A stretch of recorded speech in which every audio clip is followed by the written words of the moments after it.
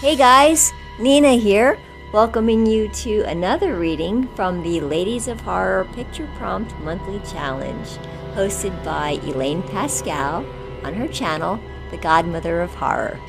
If you'd like to read along or read previously published pieces, please visit spreadingthewritersword.com or ladiesofhorror.com. In the meanwhile, enjoy the reading. The Geometry of Petals by Kathleen McCluskey. The expedition logs do not agree on when the flowers first appeared. Some entries describe them as always being there, silent fixtures embedded in the seamless stone plains, the mottled petals curled like talons suspended in the act of closing. Others insist the ground was bare upon arrival, that the first bloom unfolded only after the third rotational cycle, beneath a sky that never achieved full darkness. Both accounts persist, and neither can be disproven. The world itself resists certainty as though truth fractures under the weight of observation. It is not a planet in any familiar sense, though it is classified as one. The horizon curves abruptly, folding inward at impossible angles. Distant formation shifts position when approached, never nearer or farther, just elsewhere. Sound travels in slow, deliberate pulses as if the atmosphere is resisting the tone.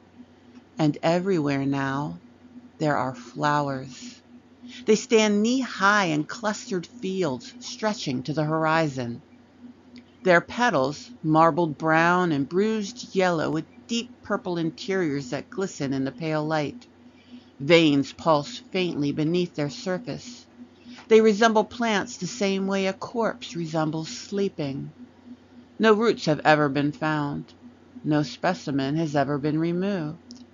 Blades pass through the stems without resistance, yet the blooms remain standing untouched, as though the tools entered another layer of reality.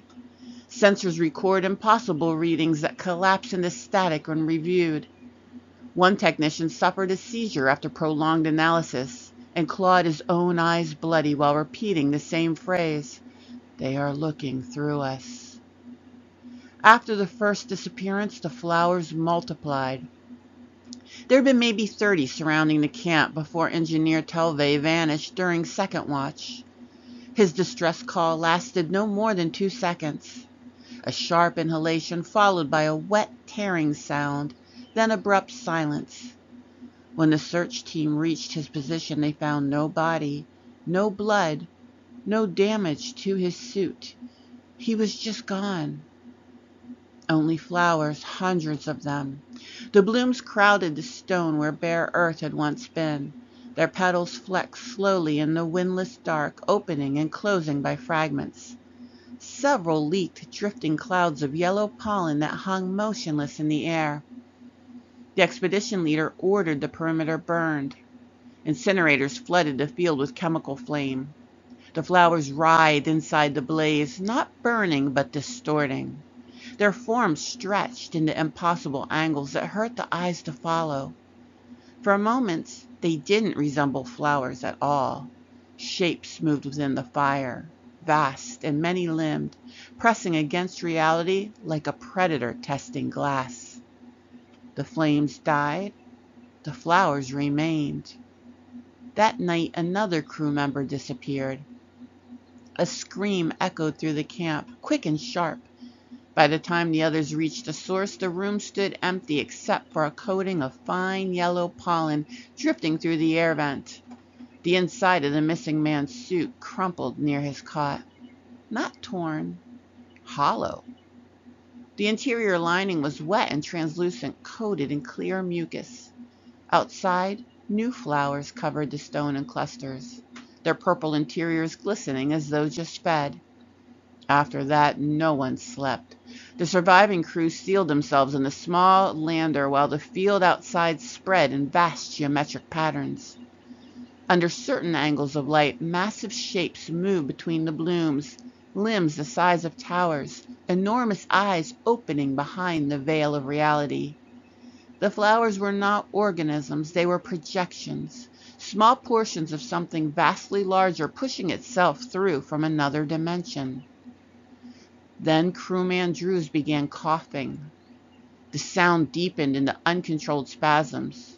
He clawed at his helmet seal as blood sprayed across the inside of his face screen in thick black bursts. The others backed away as his suit tightened violently against his body. Something moved beneath his skin.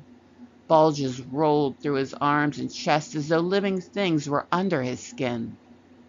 Yellow blooms pushed against the visor from within, unfurling slowly across the glass. Petals, veins, hooked shapes began to bloom outward. Then his body folded inward. Gone. Clouds of yellow pollen burst through the cracks in his suit. Where he had stood seconds earlier, a cluster of yellow flowers swayed on the metal floor. One of them contained an eye, moving, looking, seeing. The final recovered recordings ended when larger blooms began emerging through the walls of the lander itself, while something immense shifted behind them in the dark. No further expedition has been sent.